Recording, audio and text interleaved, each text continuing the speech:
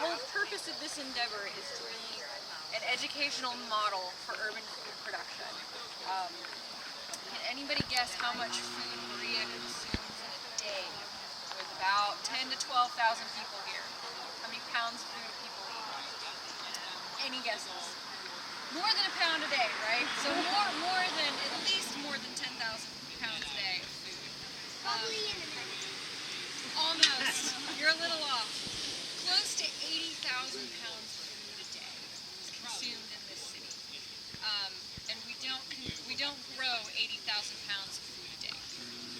So getting into local food, small-scale production, intensive production, it's good for people, it's good for the land, good for the city and the economy, is really important.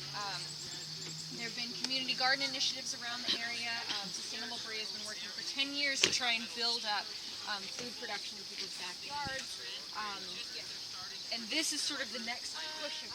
But one of the great things of having someone else build it for you, someone who knows what they're doing, is they can install these cool kits like this, and it just folds up and folds back down.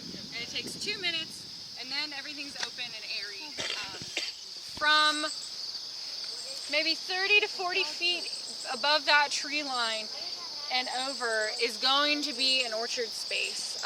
So all of this stretch is going to be a native fruit permaculture orchard, which means pawpaws and jujubes and persimmons and things like that.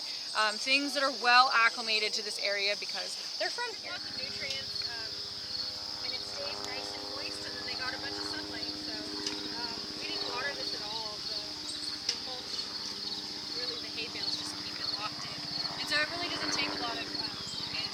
I mean, that garden was not watered at all. The jungle bed back there, no watering, no inputs.